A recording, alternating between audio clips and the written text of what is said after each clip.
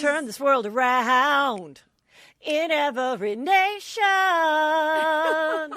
Here's to the good times. Oh, yeah. Forget about the bad times. Oh, yeah.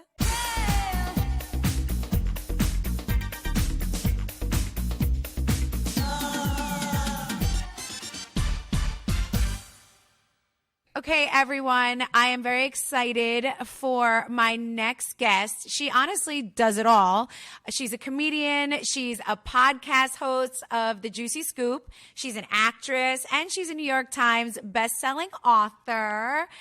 Ladies and gentlemen, Heather McDonald is here with me today. Hi, Melissa. Hi, I'm so excited to talk to you. You too. I follow you on Instagram, and Good. So I get to see like little snippets of your show and like hot topics that you talk about. I feel like you can be honestly like the next Wendy Williams. Like you're very like, I like what you have to say. I honestly do like listen to you, and I miss Wendy because I really love her, and she was like one of my favorites, and I feel like you can do that. Actually, that's kind of when I was putting my podcast together, which has been over 7 years. I thought about, how she did her show and how she does Hot Topics alone. And I always thought that was really cool. And so I do a lot of shows completely by myself where I just go through the topics that I talk about it. And I think my years of stand-up and writing makes it that I'm one of the few people that can like do it, whether I have a guest or not. So, I mean, I appreciate you saying that, yeah, I do. I feel terrible about what happened with Wendy. It just is really unfortunate, but I see the other side of the production company and the staff, and that she just, like, I just read this long article on it, and she just, wasn't able to come back and be the way she was. I think she's battling a few things, but it was unfortunate because she really did accomplish so much as a single host in daytime that so few people have been able to do. So I just wish her the best, and hopefully, we'll get to enjoy her again. In the meantime, I'm happy for Sherry, though. I think she was definitely the best choice. Oh, 100%. And when I watched the documentary on her, I fell in love with her even more, like just to see all of her struggles, like through her marriage and what she used to cover up, and like, oh my God, it's rough. I always loved her though. I feel like she's great. But anyway, so we're over here talking about Wendy. We're talking about Heather today. So talk to me a little bit about, so for your podcast, what do you do exactly? Do you just bring on like some random people to like talk to you to like bump off the topics, or like how does it usually go for your podcast? Well, I mean, I called it Juicy Scoop when I created it because I was like, you know what? I just want it to be whatever I feel is really juicy. Though I'm a comedian, I'm in the comedy, genre of podcasting. I also am like, if something's really intriguing me, like a girl who went missing or like a crazy murder, once in a while I will do stuff that isn't necessarily funny, but I just really like just basically talking about whatever's going on in the news, hot topic, pop culture wise, relationship wise. And then I'll just kind of go deeper, whether it's by myself, I'll go deeper into like how it relates to me or why I think so many people can relate to this story, because everybody's had a sister-in-law who's gotten married or whatever the case might be that we're talking about that week.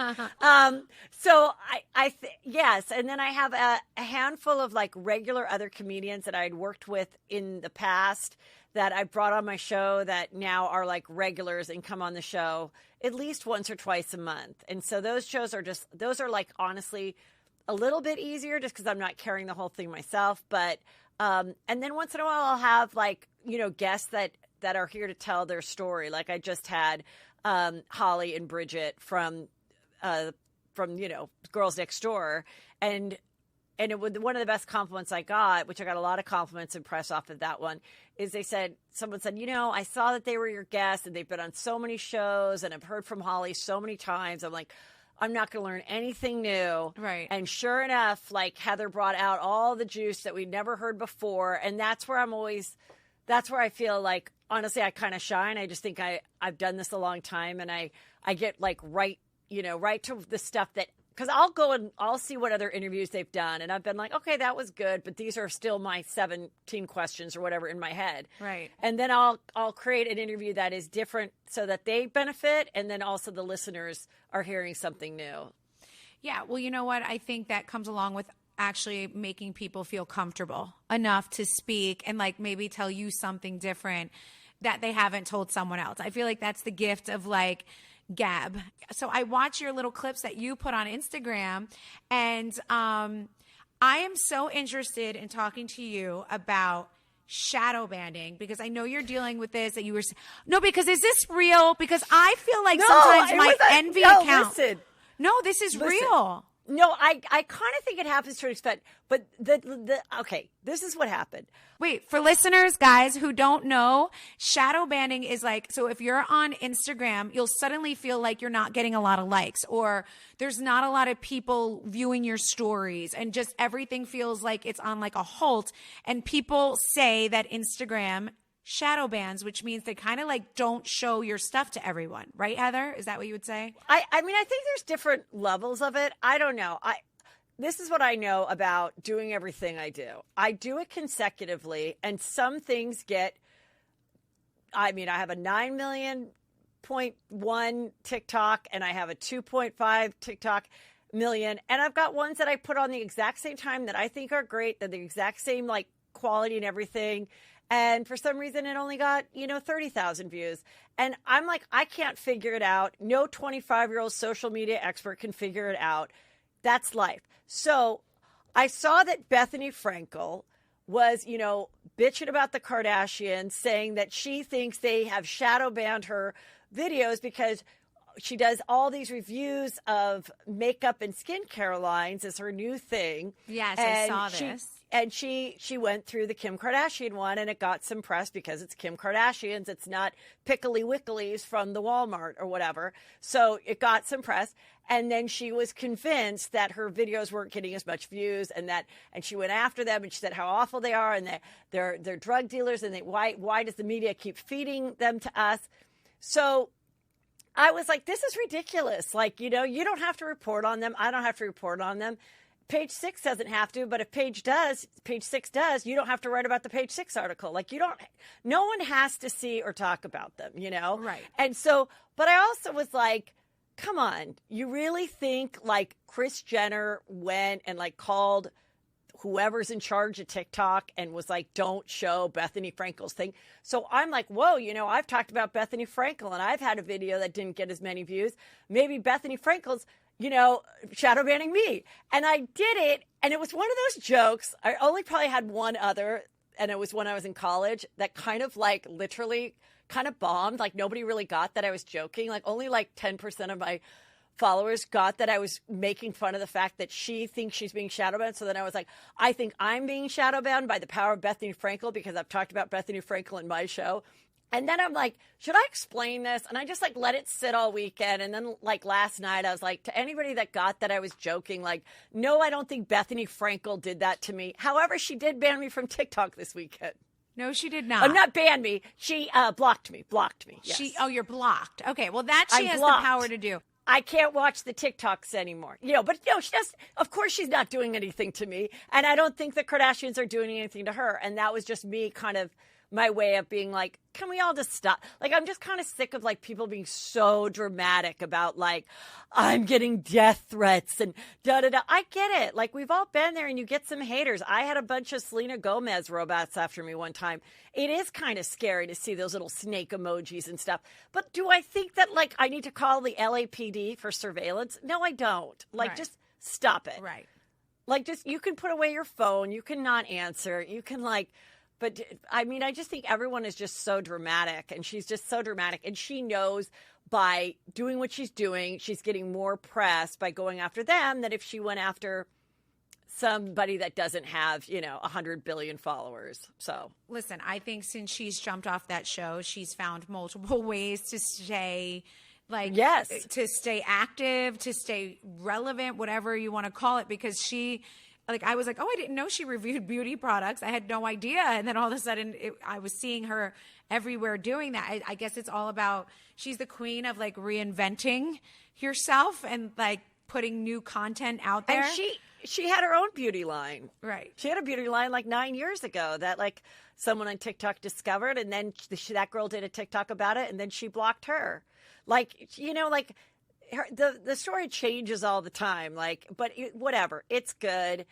I believe that she's one of those people. I think she's really smart, really funny, totally fascinating to watch. Yes. But I think there's always an intention behind it. Like, are you ever just starting to watch somebody that did something before and then all of a sudden they're like doing cooking recipes, and you're like, okay, let me just check. Oh, that they already got a cookbook deal. Okay, they got a cooking book deal. Yeah, I figured, like, why else would you be doing it? Why else are you baking for me on Instagram? Right. Yeah, like there's always like, so I'm like, there's something in the works. There's and that something. Yes, there's always a reason behind everything, and the reasons why are always there.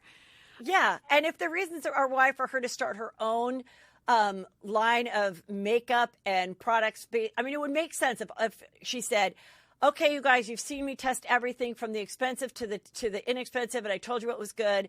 I took all of that knowledge, I got with the team, and now here is Beauty by B, and it's, makeup and skincare, and it's only 2 steps, and it packs nicely, and it stacks, and all the things that she's complained about. Right? That's what it is. Yes. So it's coming. Yes. It's coming, and I'm a celebrity predictor, and like that's 100% coming, and it might be great products in the end. It really might like blow everyone else's away. It could. So, it very well her. could. And guess what? That was some great lead up to the big shebang. But anyway, enough about Bethany Frankel. Good for her that we're all just like discussing.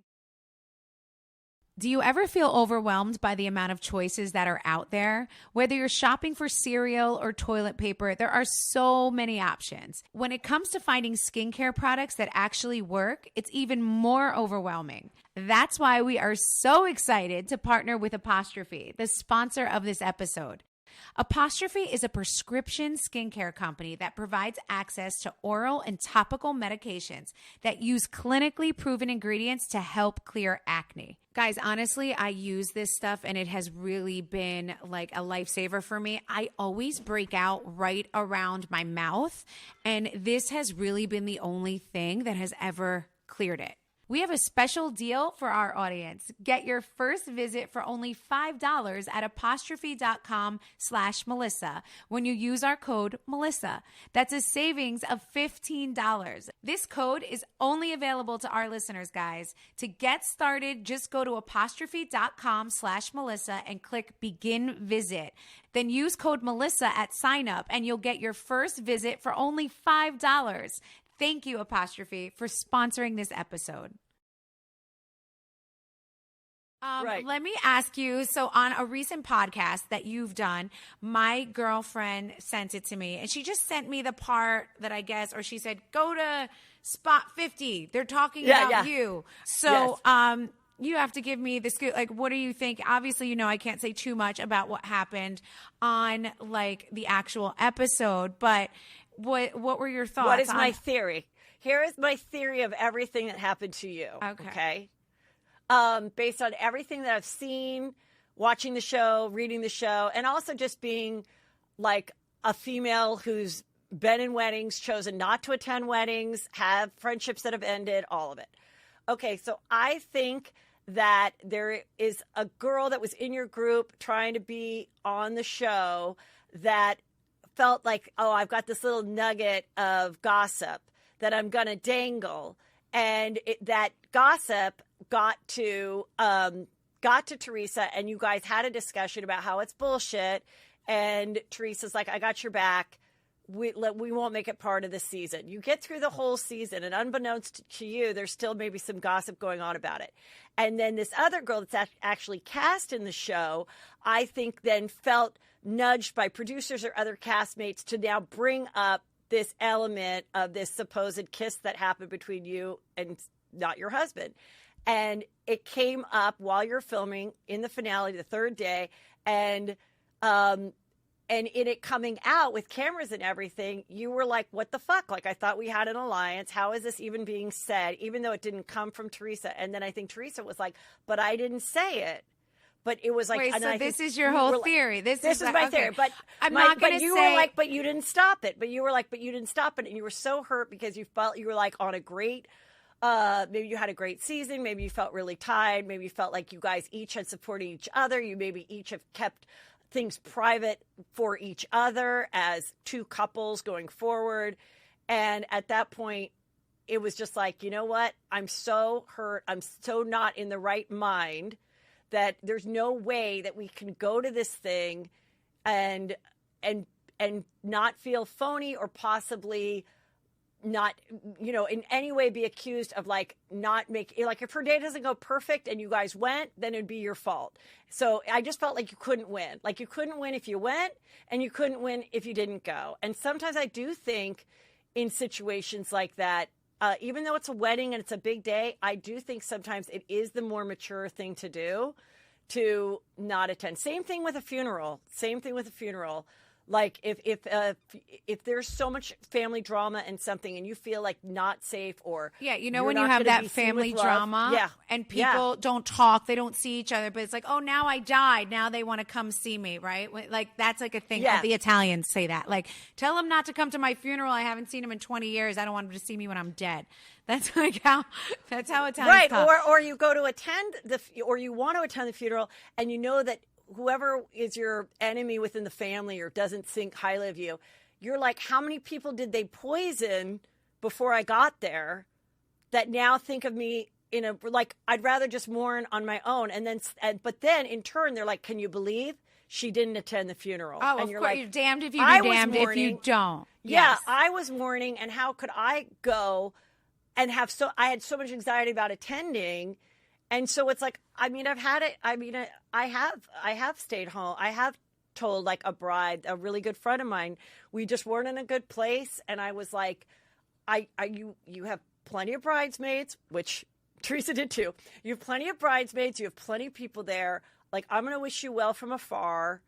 And our friendship this was, 20, 30, 25 years ago. And our friendship totally survived. She came to my wedding a few years later. And then many years later, she got divorced. And we're still really good friends today. Right. But I kind of chose, like, for me as what I was at 25 or whatever, I kind of was like, wow, I'm just have so much anxiety about attending. And then also why even go then at that point? And also for me at that age, it was really expensive. And it took like a 40-year-old friend of mine to give me that advice. At 25, I was like, everyone's going to think I'm a horrible friend. But everyone's also going to be mean to me when I get to this thing. And it's like, so I think, like I said, I think you did. I think you did the right thing. And I also think you did the right thing when she did ask you in the final hour to be in it. I think at that point too, it's like, no, we're good. Like, I don't need to be a bridesmaid at this point in my life. Like I also said, if I was Teresa's like close to Teresa, or even if she asked me, if I was like, let's say I was a housewife and she asked me to be in it, I'd be like, you know what, Teresa, your daughters are all so gorgeous. They've never been bridesmaids before. They should be the only bridesmaid. Right. Have someone read, have someone sing a song, but like, only have your 4 daughters as your bridesmaids. Then you're not hurting anyone's feelings, and that's the way it should be. They should have stood out as the only girls.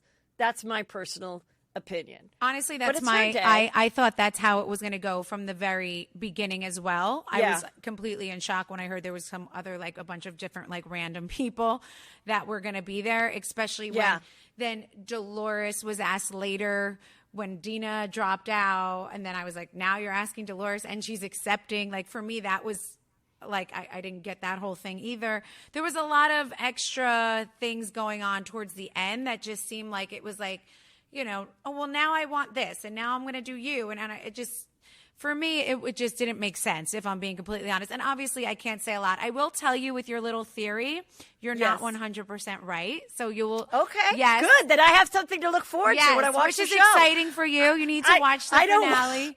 I don't want to always be right. Yes. I like surprises. Yes, you're going to be I think you're going to be surprised. My theory was wrong. Okay. It's not a bad theory, though, what you have. There's pieces, but that you're right about. But I do think you'll be surprised on, like, the main thing no one has actually picked up on yet, which I think is hysterical. And that's obviously something I can't say. Right. But I think people will get it. They will get my decision. They'll get Joe's decision. Okay, well, I have another question, and and I guess you can't say anything, but I would like to bring up another thing, is the whole Dina thing. So then Dina says, I'm not going to go. This is what I've read. Right. Dina says, I'm not going to attend because I don't want to be filmed, which to me made no sense because I've been a guest at filmed weddings. And now, you simply don't have to sign if you don't want to film, and you will not be on the show. Exactly. And you don't allow them to put a mic on you. And you know what? You don't have to have conversations with people either. You know, if you're worried about it. You can, but if you didn't sign, they will not show you. So it does not matter. So obviously that does not make sense to me or to anyone. So I think she just honestly was having anxiety about going, which I can see why, you know, with everything she's been through, with the ex-husband being arrested and certain people she knowing, like her sister and Dolores, like supposedly writing letters on his behalf, like his attorney asked them to, and they did. And that's just weird. But then what I thought was weird is then after she didn't go, did she post. Did she then did those posts? Like, did she then wake up the next day, like, you know, and see everything and it like hurts you, like, fuck, did I do the right thing? Like, sometimes it's like, I don't know, because I wonder if she somewhat regretted it, because then she was writing those like cryptic posts about like new chapters and things ending. And I'm like, wait, I thought you guys were good and you just didn't want to, like, I wonder if like she was almost having a little turmoil about like regretting not going. No, you know what I mean? I honestly, I can't confirm any of it, but they were literally traveling Europe, right, together and posting pictures together as couples, and then it was like zero posting for the wedding. I don't know. I know that. Yeah. And then when I saw that now Dolores was in also, I was like, because we all know that Dina was very uncomfortable with whatever letter that went on. And that stems from like so much, like long ago, way before this letter, you know? So something seems off. I'm not here, you know, I don't know. Maybe one day when somebody wants to explain it, they will. If not, who knows? But yeah, I thought it was definitely odd that she didn't come, because they've spent so much time together in the last months. They've been posting each other all over the place, all over vacations and whatever. So, I mean, there's a lot of rumors swirling that the two, you know, the guys had some business fallout and all of that. So, I mean, I don't know. It's one of those. That's always hard. That happens. That happens. You know, you think the guys are all best friends. I've had situations where I'm like, back in the day, where I was friends with someone and the wife was like, oh, I think our guys are going to do some business together. And I was like, please, let's not. Like, let's never. Let's like not. Like, what is the idea? Let's not. Like, it all sounds good, like on your third like glass of whiskey over a fancy cube, but like, let's not. And so maybe something of some level happened, and that always puts the women in such a weird position. So, I mean, they've been friends a long time, so hopefully this will be something where it's like, okay, it was just a day, and it was, you know, a long day. And I saw Dina at Teresa's engagement party, and I love her. I was good to catch up with her. She's a sweet soul, you know. She doesn't like the spotlight, I can tell you that. She's not one who likes the spotlight or wants to be in a lot of pictures, or, you know, she's definitely shyer when it comes to that, you know. And I don't know if that's gotten worse as she's gotten older, because obviously she wanted to do reality television at one point, but I know that she's definitely a little bit more reserved now, and she's not into it anymore. So who knows? Yeah, I mean, I interviewed her a really long time ago, and I was probably like, you know, one of the only interviews that she did, and it was very eye-opening. And like I mean, the stuff she said was pretty fascinating, because we didn't really know all the secrets that we know now. So she kind of broke that open between like her and Danielle and the reunion and Caroline. And that was all like really fascinating too, about like their family and everything. So that, it was great. Hey everyone, this is Heather Dubrow, and do I have some exciting news for you? We are launching a variety of new episodes that are going to have amazing special guests, some of my close friends, and so much more. It's going to be really fun, and we're going to get to hear from fans, new friends, and get an inside look of my world. We're really excited for you to listen and join in for Heather Dubrow's World on Podcast One. Episodes drop on Thursdays and Fridays. Tune in on Spotify, Apple Podcasts, or wherever you get your podcasts. wait, I have a question for you because with the fact that you have a podcast and everything, is that a problem? Do you think, like with so many housewives having podcasts? Do you think that because Bravo's always, for me, they're very like, strict. Oh, you can't interview them while they're filming, or we have to listen in, or we need to listen to it before. And I'm like, well, how do they, are you at a level where they can't control the fact that you have this outside business, or do they try to do that? You know, it's a very interesting question. And it makes a lot of sense because, and the truth is, like, it's, you know, we have to save a lot of what we say for the actual show. Right. Opposed to, like, if we have this platform, if I'm sitting here telling you everything that just happened, obviously that's a problem. And I feel like some housewives are better at understanding that than others, and they know which housewives will probably let them down and which ones will not. So it's tricky because they have to give, in the Bravo world, if they give permission to one, it's very hard not to give permission to all. You know, so it is tricky. There are a lot of restrictions. I cannot interview a Bravo celebrity, without permission from Bravo. So if you notice, I haven't interviewed one person that's on my actual show yet, because we've been, So yes, they're extremely strict about it. They know which one of their girls are probably going to follow the rules and which ones are probably not.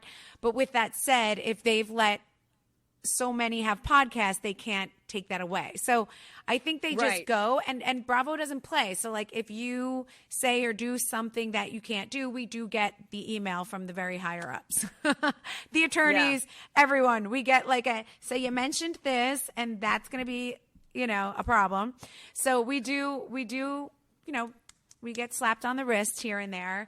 But yeah, I think it's one of those things where Bravo probably wishes we all wouldn't do podcasts. Let's be real, right? I mean, because it's just, we're giving away a lot of information, we're talking, but I really try to center my podcast on who I'm speaking with, right? So I'm not here to just talk about the Real Housewives of New Jersey all day. Obviously, there's a big situation that just happened. So I like to get, especially someone like you who is so into it and knows everything and you're just in the know in the housewives world. But with other guests, or like when Joe and I are on, because everyone loves when I have my sisters on, or when Joe's on the show with me, people love to just hear our everyday life, just like what we did today, how we handled a situation with the kids, or our relationship, or sex. They love when Joe gives advice on, you know, sex. So a lot of my podcasts, we do talk about stuff like that. And I think that's where I try to keep it.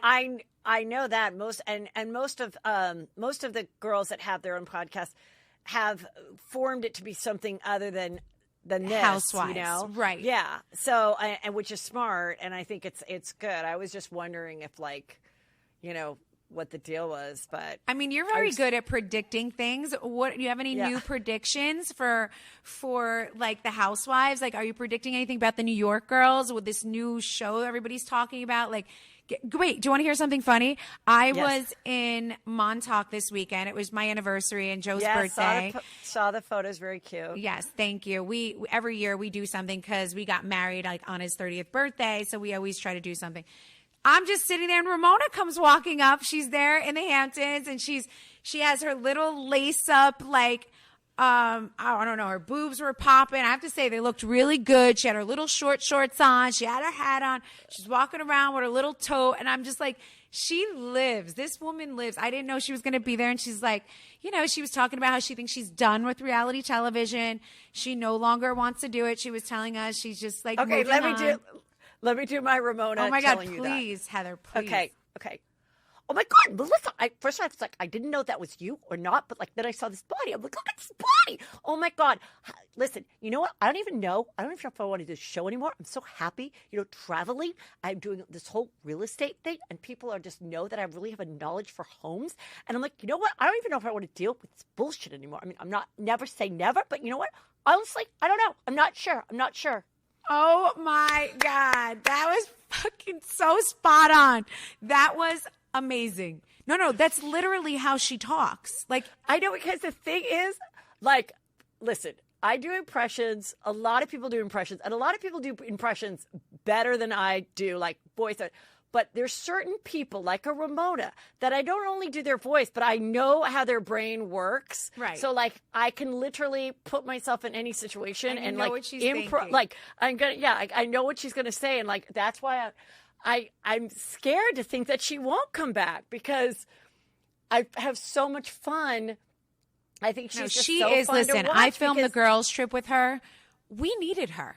Like, I'm telling you, we needed her. Like, she was always came out of left field and said something so crazy or so ridiculous or so rude that we were like, wow, like Ramona brings content. She does, because she's just. But you know what I love about Ramona, and this just popped in my head, is that, you know, as we watch the show for a long, years and years and years, sometimes someone that you loved in season 1 or 2, now at season 6, something that we all loved in season 1 or 2, they're almost doing like a caricature of themselves. Right. You know, they're almost like putting it on or adding They're thinking, to it. this is my character, this is my role, so I'm going to keep with it. I'm going to do these goofy things or wear these costumes, whatever.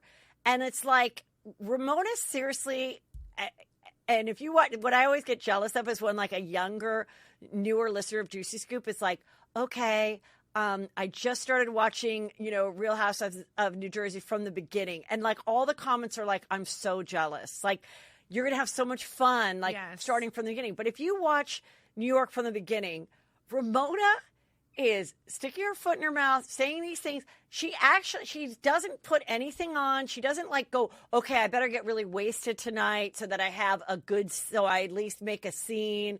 Like, she doesn't. No, she doesn't. This is how her brain works. And it's like it or not, she's doing the one thing that we ask of these women, which is just be fucking real. It's a reality show. Be real. Right. Don't just like produce do your what thing. you would do or say all day long. Yeah.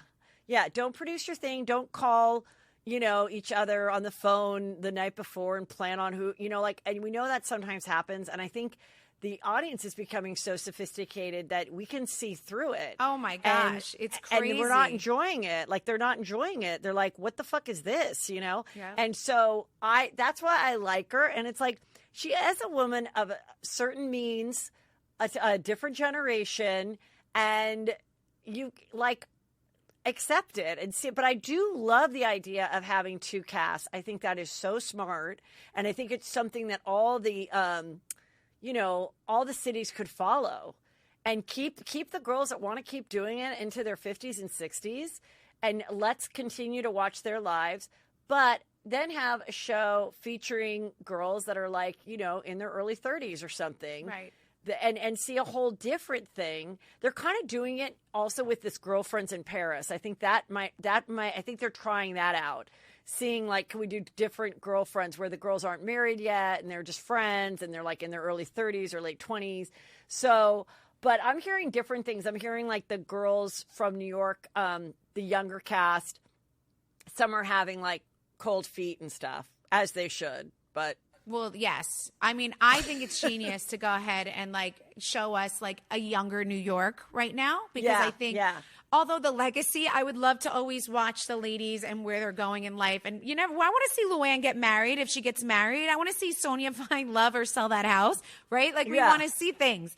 But I do love the idea of like young New York moms and like that whole thing where they're just like, they're finding like the preschool that their kid needs to go to because it's so high end and it's $50,000 to send them to preschool or whatever it is. Like, I'm interested in that. When I joined the Real Housewives of New Jersey, I was 30 years old. So it was like, I joined with like children all over my arms and hanging. And I feel like even Jersey, which you will see, is trying to cast some more of that you'll probably see some new faces up and coming. And I think it's genius because we need to stick with some of our regulars, but also bring in some new, or else how does it kind of, or it gets a little sour. I do think if there's enough airtime and money to go around, right. I do like the idea of sticking women with women that they really are friends with, that are really their age, that really are going through life, like to get to the point of like being Golden Girls. It's great. Like, we don't need to let any of those ladies go, but you also can't blame like Ramona for not completely hitting it off with, Leah or Right. Ebony. She's not going to. Right. I mean, these girls, yeah, she's like, come on. All my friends are like 65 and that I've hung out with that's who I'm hanging out with. That's who I'm talking to. Now I have to act like I would I'm be really friends with this interested. woman. Right. Yeah. And someone like Ramona, who's Catholic, is going to be N63 or whatever she is going to be like happy for Leah, who is leaving Catholicism for Judaism. I understand people do that, but I can see, if Ramona acted like she was happy for Leah, then we'd be like, Ramona's not telling the truth. Right. You know what I mean? It would not be authentic. She's gonna be like, okay. It's to her, it's gonna be weird, and to a lot of people, it might be kind of weird. To other people, are probably listening to this and being like, I hate Heather. I don't care if you leave your religion, go to another religion. I'm saying, I know how Ramona's mind works, and the fact that I don't even remember if that was a part of the story, but I was just thinking of something in which she wouldn't be on the same page with Leah about. And I just, it doesn't mean she doesn't like her. It doesn't mean that she doesn't wish her well. Mesh it. Yeah. Yes. It's like, it doesn't. So, you want, everyone screamed for we want this. And we're marching in the streets for Bravo to show us something different. And then they give them something different. And everyone's like, well, that was the worst season ever. Right. And I'm like, well, what did you expect? Just keep, have girls that are actually friends, that actually have some history and some connection and have stuff in common. Remember that dating thing, eHarmony?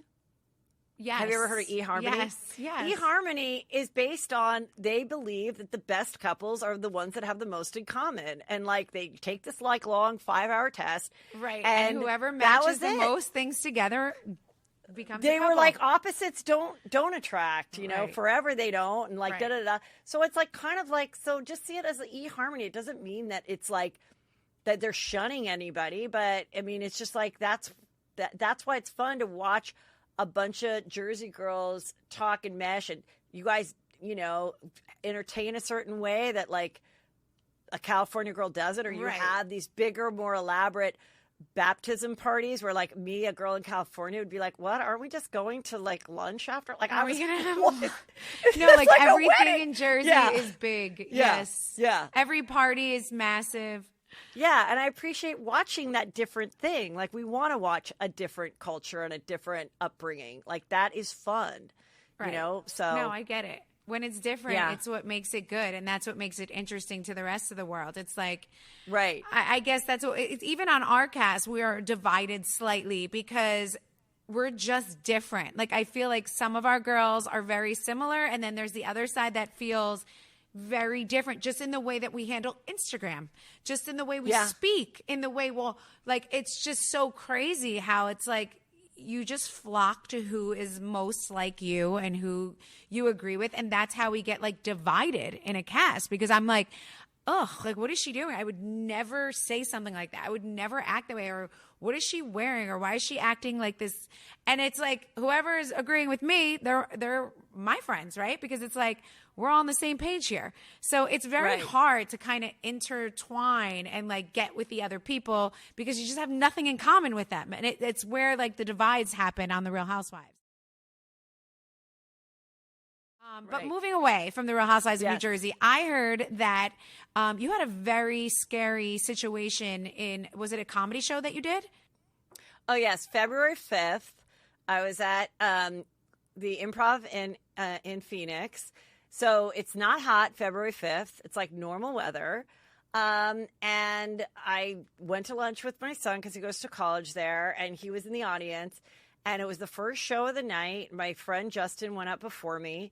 I had a late lunch, so I wasn't hungry or anything. I never drink before I perform. I had plenty of water, took a nap in the day, and I go out to do my stuff. And within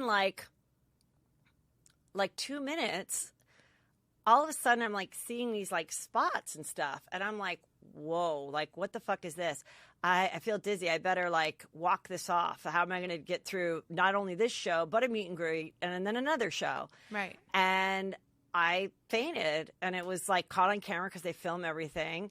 And I like chose to share it just because like people were talking about it. And I was like, well, I might as well share it. Right. And I just completely fainted. And because I was alone on stage, I think if like I was just by myself and I felt that kind of dizziness, I would have, grabbed a chair or grabbed someone, or I would have sat down and it would have passed. But because I was completely by myself with nothing, you can't even hold like a mic stand, I just went back and I hit the back of my head so hard that I didn't have any bleeding outside or anything, but I did have a cracked skull and bleeding of the brain. And I went to the hospital. I took every test there possibly could be, which is good. I know there's nothing wrong with me as far as like EKG, heart, head, all of it. But it was really scary because I was like, do I have a ticking timer on? Do I have are they going to tell me I have like a huge tumor in my head or something I didn't know about? I had no idea. And, and then it got a lot of press because of what it looked like. And also the joke I said before was like not that funny. So then like people that wanted to like rip on me were like all these like conservative guys on YouTube were like, oh, this is why chicks aren't funny. I'm like, dude, I agree. It was like, I do an hour and 15. Like, this isn't my greatest moment. But in it, I was bragging about how many shots I'd gotten because I wanted people to know that like, I'm following the fucking rules. And so I'm like, I've had, 2 Pfizer, 1 Moderna, a flu shot. I also had the first of the shingles because I'm old. And then you pass out right after that? Yeah. And then I say, and I've never gotten COVID. So I go, so clearly Jesus loves me the most because I'd always joked that like, oh, Jesus loves me because I never got COVID, blah, blah, blah. Like, I'm joking. Obviously, I don't think Jesus loves me the most. He loves us all the same. Like, God, shut up. So anyway, so then the people that would comment, like, God flicked me. Like, he was mad. He was like, how dare you talk about me like that? And he flicked me. And then other people were like, oh, my God, she fainted because of the vaccines. And then other people, were... I don't know. So everyone thought something different. I mean, I don't know. It is weird. Are you good now? Everything's good? Oh, back yeah. to normal? I mean, no, I am totally fine. I mean, I'm totally fine. Well, thank you, God. Jesus, for that. Yeah. I mean, thank God. I mean, I was like, I can't believe this is like the one like stand-up viral moment of my life. But what did everyone do in the audience? Did they start to like scatter and like were they like first they thought it was a joke. Oh, first they thought it was funny and they were laughing, and then I like woke up like a couple seconds. You know what's really weird too though about predicting? I was on a podcast with Josh Flagg, my podcast, and I said I have a fainting fantasy. I've always thought like, to faint. I never imagine, well, if you faint, no one catches you, you're going to hit your head really hard. But I always thought like it would be cool to like faint and then open my eyes and everybody's looking around like you see in a movie. And then sure enough, it happened. And I looked up and like there was like a doctor, a female doctor, and like I think some other nurse or something that were in the audience that came right up on stage. They immediately called like the ambulance and everything. So they were like, so it was I don't even know if it's down, maybe not even out, like maybe less than a minute. And I like opened my eyes and I'm like, I literally was like, this is a dream. This is not You're happening. Like, it happened. I had my faint moment. Here it yeah. is. And so then I was like, said to my, so I'm like, so I'm like, oh my God, this is going to be hard to do to get back up there and do the second show. And they're like, we're not doing the second show. And I was like, oh my God, like I've never in my life canceled a show. That's why I was like not sympathetic to Adele. I'm like, I've never canceled a show. I felt all I could think about is all the moms that got sitters or planned a girls trip or like came or anything like that. I felt so terrible. And then my son, who's only 19, he was a freshman at the time, now he's a sophomore, he happened to be in the audience. And so I was like, get my son. And his name is Drake, and I always call him Drakey Poo, and I talk about him like Drakey Poo, like on the audience. So he's walking through, and all these moms are like, go help your mom, Drakey Poo.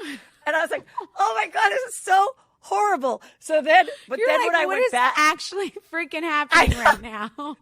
And then of course the ambulance wanted to take me, but Drake, is just like my husband and very cheap. And he was like, Mom, we're not getting in an ambulance. You'll never get that $3,000 back. We can take you. I can drive you. And I was okay to go in a normal car. But like He's like, we're not wasting $3,000 on the ambulance. No, he was as like, it is, Dad we will have to kill us. refund these people all of their money.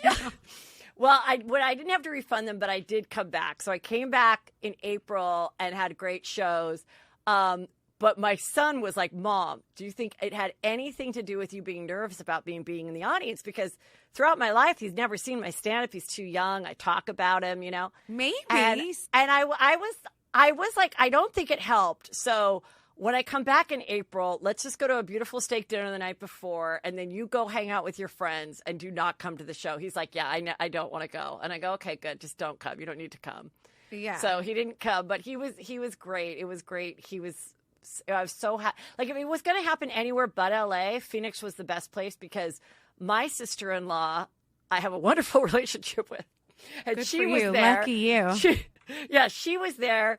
And so she was like, I'm taking you to the best hospital. It's this hospital that has like a neurological center. They have a Bret Michaels wing because like Bret Michaels once like something fell on his head at a concert in Phoenix, and they took him there. And so like I was like in the best hands if I wasn't home. Like it would have been so much worse. Good. Yeah, I wasn't like complete. Normally I like travel alone. I had my assistant there that weekend, which I never do. I had my opener, Justin, which I never do. So it was like it all like it weirdly like worked out, but it was like, your it was faint strange. moment, and you're alive, Yeah. and you're good. Thank you, Jesus. I'm so happy for you. Because I was like, it wasn't everything you dreamed it would be, though. No, I've never had one lucky. yet. I've never had a faint moment yet in my life, and I believe it is the way I see it in the movies as well. Yes, yeah. Right? Or the way Lisa Vanderpump fainted when she wanted to get out of Dancing with the Stars, like. Oh, remember that? Like a graceful faint. Yeah, like, that was genius. That was an amazing faint. Anyway, I do this reoccurring bit, okay? Yes, it's called let's do Grilled it. with Gorga. So I'm excited. I'm going to ask you some rapid fire questions real quickly. Just give me your Cool. best answers just so we can know a little bit more about you, okay, Heather? Yes. All right, let's here we go. Who was your first celebrity crush? I mean, probably Jason Bateman. Really? Okay, that's a good one. What's your favorite 80s song? Do you have a favorite 80s song? Probably Madonna, like one of her first songs. Not like a virgin, but probably Holiday. Holiday. If we took a holiday. Yeah. Do you sing good? I feel like you sing a lot. I think I can sing okay. Yeah, I can sing I can sing stuff, yeah. You can hold a tune. I like it. I can kill it at a karaoke. What's your biggest regret? My biggest regret is not putting a play set in my backyard when my kids were little and we didn't have a pool. And that's my hands down my biggest regret. Okay. I've never heard anyone say this. The play set is like one of the most interesting answers I've heard yet. And the fact that it was just sitting right there and it was definitely a big regret for you is great. Now I'm going to need the best decision you've ever made. Wow. The best decision I've ever made was to start a podcast. Agreed. Yeah, you're so good at it. Besides, getting married. The juicy and things scoop. like The that. juicy scoop. Yeah. Also a good decision is just like going for it and reaching out to when I found out Chelsea Handler was going to do a weekly TV show. I hadn't worked in TV like regularly as a staff writer in like almost 10 years because I was with the kids and I was acting and I was selling real estate. I was always working and I was getting gigs here or there, but I wasn't really like in the business like steady. And I thought, you know what? I'm 36 at the time, and I'm like, if I don't get in the game now again, it's going to be too late to get in it. Right. So I think being aggressive and also like thinking, like don't put stuff off because of the age of your kids, because you're going to be a mom forever. And I'm so happy now. The last 7 years, I haven't been as busy as I was for 7 years prior to that. So I am sad that I didn't do the play set, and I'm sad that I missed little kid stuff. But I almost feel it's like it worked for me. I feel like it's almost more important that you're home when they're older a little bit, and you're more involved when they're older. Yes, I am totally hitting that right now, because it was like, the truth was they were home and the babysitter was like, yeah, they're going to bed at 8:00, and they played with their toys and they ate, a grilled cheese. But now it's like I'm chasing them when I'm not around. And I'm sure you get that. It's like they're like, Antonia started to drive, and it's like, where are they? Where are they going? Who are they going out with? Where are the moms? Like, are they going to drink? It's 10 times more important now. I know that sounds crazy, but it really is.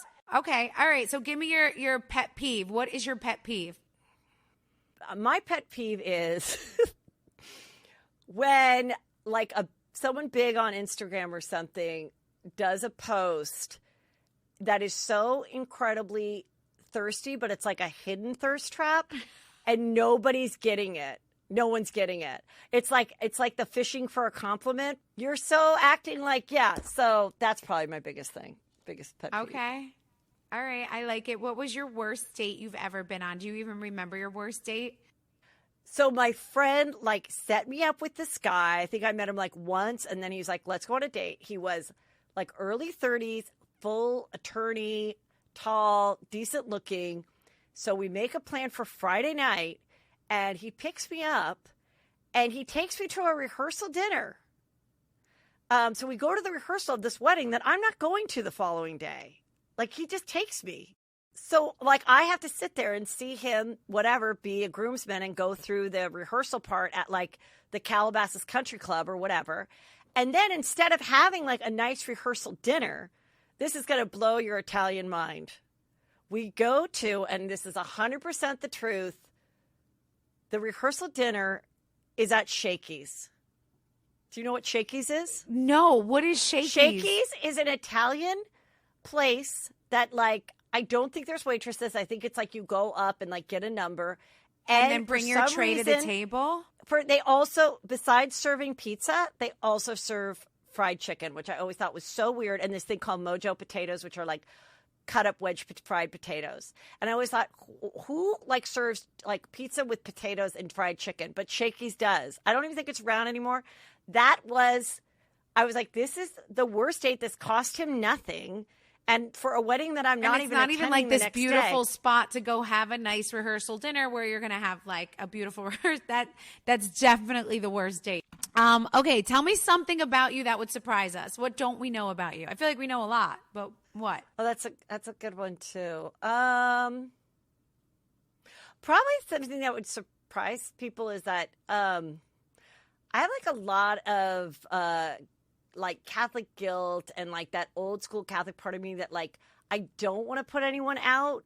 I mean, it's like, you know how like Jewish guys always joke, like a Jewish mom is like, you don't call me anymore, and they make their kid feel guilty. I kind of am like the opposite. Like, I don't want my kids to ever feel like they have to do something for me, or like I never wanted anyone to pick me up from the airport. I never wanted to like inconvenience anyone. Like, right. Anytime I had a meeting, I was the one that always drove from the valley to the city. I was like, no one wants to come to the valley. And like, I'm just now like stopping that. Like, now I'm like, this is where my show is. It's in Woodland Hills. If you want to come. You don't like to inconvenience people. I don't want to ever inconvenience people. I don't want to have them bitch about it after. Well, that's a good quality. That's a good trait. I actually didn't have bridesmaids besides my two sisters because I had some friends that like were bitching about being bridesmaids all the time, and I was like, you know what? I'm just not going to have any.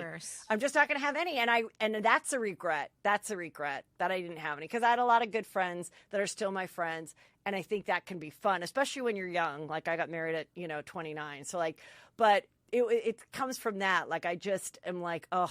What is your favorite late night snack? So like, if you're going for it, you're on the couch, you're watching your favorite show, what's in your hands? I mean, I love any kind of like creamy ice cream, something chocolatey, like a mint chocolate chip or something like that. Like, definitely something in the chocolate family. And what are you watching? What are you binge watching while you're eating it?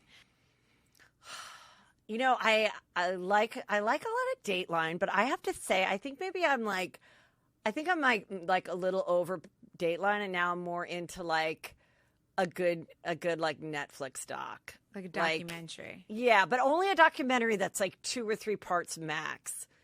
I don't like any. I don't like something that's been spread out over 7. That like pisses me off. Wait, give me something to watch tonight with Joe. So like for real, Oh, I do this all the time. Have you watched the Manti Teo thing? What is it called? I'm not. Hope I'm saying his name right. It is only 2 parts, so you can get it done in one night. Okay. It's on Netflix. It's so juicy. You will love it. It's about a football player who is very, he goes to Notre Dame. He's super religious.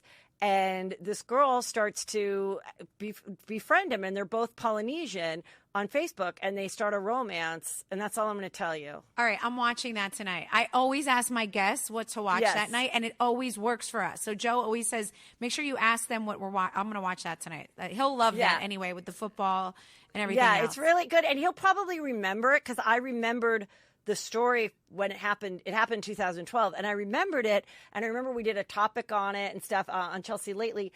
And like the guys were freaking out because they all knew who this guy was and stuff. But I'm like, I don't know who he is. And he was like this, Heisman Trophy hopeful. And so Joe will totally like remember the bits of the story. But I think most people don't really know the truth behind it. That's why I think a doc like that is really, really good. Okay, that's literally what I'm going to watch tonight. Okay, and listen, Heather, I always end with, if you were to treat yourself and the day is all about you, how do you treat yourself? What do you do? I mean, definitely like wake up and go on like some good kind of like walk or hike or something, so I feel like I did something. Then I'm going to have like a really good Starbucks situation and, like maybe make myself a breakfast. Definitely, get some type of massage, like a good massage. And maybe some cracks come out of that massage. Like, I don't like to go to a chiropractor, but I like when I self crack or like a massage person cracks me. And then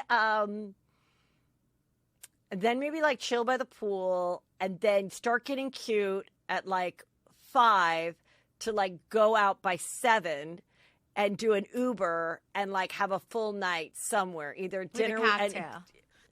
Hopefully with people by then, hopefully some people. Hopefully like you found some friends out by 7 p.m. Yes, and then like have a cute night out and like booze it up. Awesome. Yeah. You know what, Heather? Yeah. Thank you so much for coming on today. You're so much fun. I love all your predictions. Keep predicting for all of us housewife fans out there and housewives. Yes. I love listening to you. Everyone do yourself a favor and listen to the Juicy Scoop. She's great. She's super funny. And you have a show coming out. Your next one's in Washington, right? Seattle? I'm doing live Juicy Scoops. It's me plus always one co-host, but maybe some surprise guests. And there's all at heathermcdonald.net. So it's always a different show. And the first one is Minneapolis and then Chicago, then Seattle, Portland. Then I'm going to be the Saturday of BravoCon. I'm in New York, so I'll see you. Are you performing at BravoCon? I'm doing a live Juicy Scoop, and my guest is Carlos King. And Love it. That'll be fun, but hopefully some other people will make surprise guests, but it'll be very fun. So we'll kind of recap what's going on, because it's going to be crazy in New York. Okay. And then I've got Vegas, and I've got Texas, a bunch of cities in Texas, and then the East Coast. So it's just September, October, November, and it's all at heathermcdonald.net. But the tickets are selling really, really well, and I'm excited to just do something different than stand-up, because I did stand-up for the last year and a half. And so this is like a totally different show, and it'll be fun. Awesome. Okay, well, then I will see you in October at BravoCon. Right. And until then, thank you so much for coming on. You're so much fun. I always love talking to you. So I will see you very soon. Congrats. Bye on the show. Thank you. Bye. I will Good to see you. Bye. Thanks.